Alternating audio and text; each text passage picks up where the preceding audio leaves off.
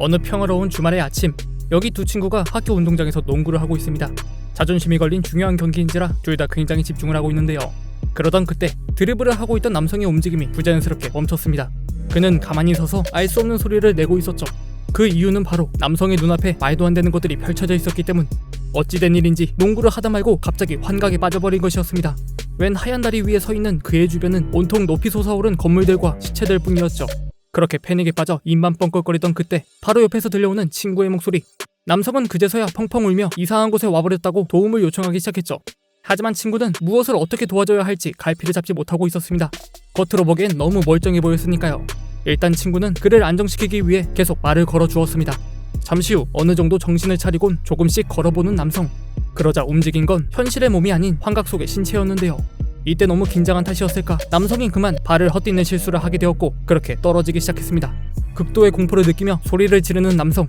순식간에 그의 몸은 추락사한 모습으로 변해버리고 말았죠. 이렇듯 현실에까지 영향을 끼치는 기이한 환각 현상. 이와 같은 사건은 이 남성뿐만이 아닌 전 세계 수십 명에게서 일어나고 있었습니다. 그로 인해 수많은 소문과 병원 기록들이 남기 시작했고 이를 눈치챈 SCP-재단이 조사에 착수했죠. 그들은 우선 환각을 반복해서 겪고 있는 피해자들을 가능한 많이 기지로 데려왔습니다. 그러나 이미 상당수가 정신이 나가있던 탓에 조사가 제대로 진행되지 않았는데요. 그나마 말을 할 수 있는 자들을 통해 알아낸 유일한 공통점, 그건 검은 탑을 보았다는 정보였습니다. 환각 속 도시 그 어디에서든 검은 건축물이 눈에 띄었다고들 말해왔죠. 이에 그 탑을 집중 조사하기로 결정한 재단. 그들은 탐사를 진행해줄 지원자를 구하기 시작했습니다. 그리고 얼마 안가 이 남성이 채택되었죠. 23살의 그림 작가인 데이비드. 그는 하루에 4번씩이나 환각에 빠졌던 탓에 상당한 불편함을 느끼고 있었는데요.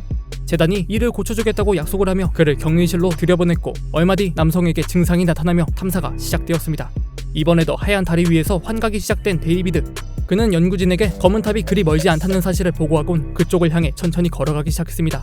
그런 남성의 주변엔 기이한 건축물들과 거미줄같이 이어진 다리들, 그리고 아무렇게나 버려진 시체들이 즐비했죠. 이런 곳을 혼자 걷고 있다고 생각하니 오금이 다 저린 남성이었습니다. 그렇게 얼마나 걸었을까 불현듯 화직하는 소리가 들려왔습니다. 아래를 내려다보니 사체 하나가 그의 발에 밟혀 있었죠. 이에 소스라치게 놀라며 자리를 피하는 남성.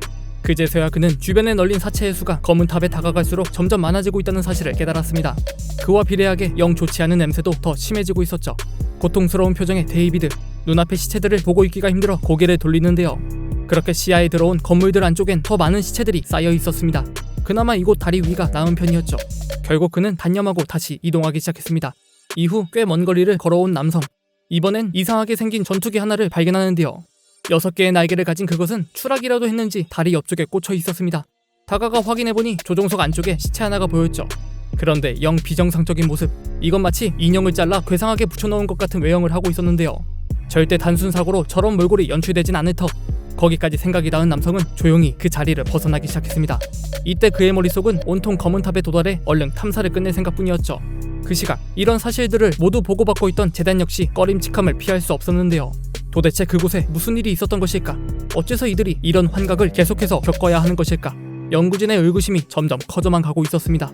이후 꽤 많은 시간이 지나 드디어 검은 탑 아래까지 도달한 남성. 그 건축물은 생각보다 컸습니다. 들어가는 문은 존재하지 않았고 대신 외벽을 타고 오를 수 있게끔 계단이 둘러져 있었는데요. 좀 더 위를 올려다보니 계단 곳곳마다 웬 그림 같은 것들이 붙어있기도 했습니다. 무엇보다 신경이 쓰였던 건 그 탑 아래에 쌓여있는 수많은 사체들이었죠. 이때 그것들을 넘어갈 수 있겠냐고 물어오는 연구진. 정말 하기 싫은 짓이었지만 여기까지 와서 포기하는 것도 말이 되지 않았습니다. 그렇게 데이비드는 온갖 욕설을 내뱉으며 그것들을 밟고 올라가기 시작했고 잠시 뒤 계단 위에 올라서는 데까지 성공했죠. 다신 겪고 싶지 않은 경험이라며 중얼거리는 남성이었습니다.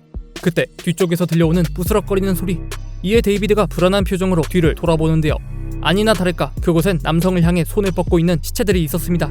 마치 자신들을 밟고 간 것을 원망이라도 하는 듯한 모습.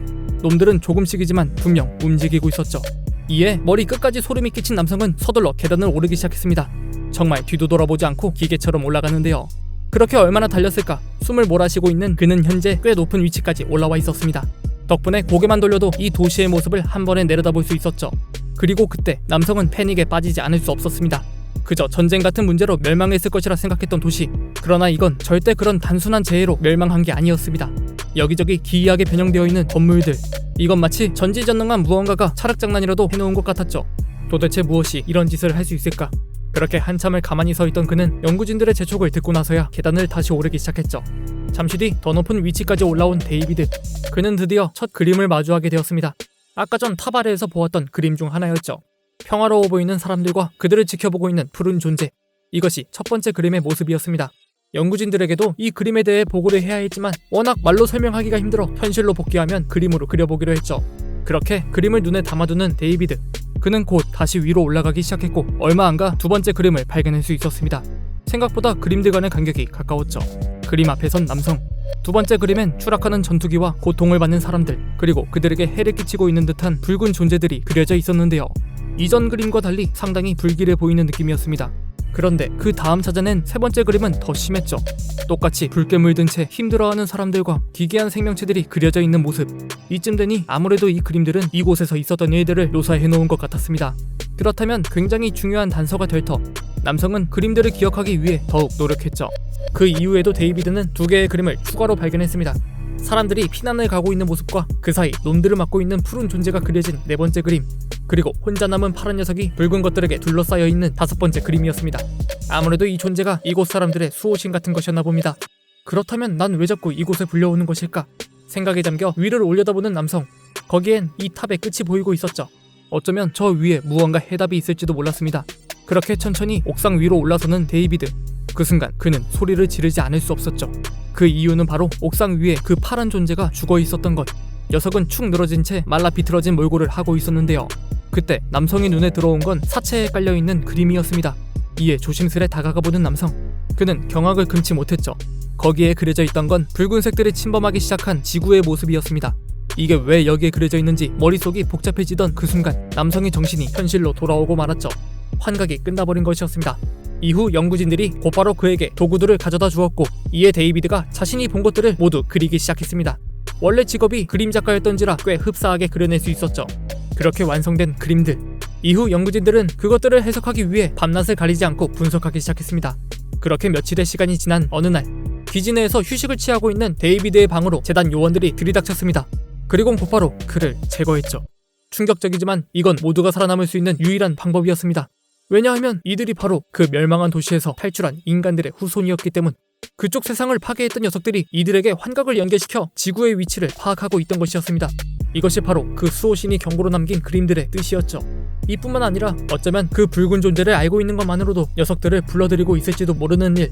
이에 재단은 현재까지도 이와 같은 환각을 겪고 있는 사람들을 찾아 모두 제거하고 있으며, 그 붉은 존재를 알게 된 사람들에게도 기억 소고제를 투여하는 등 놈들의 침략을 막는 데에 최선을 다하고 있다고 하네요. 세상 하나를 멸망시킨 것도 모자라 지구 침략까지 꾀하는 끔찍한 존재들, 그리고 그들이 일으키는 환각 현상 SCP-3007. 그런데 과연 녀석들이 아직 지구를 찾지 못했을까요? 시청해주셔서 감사합니다.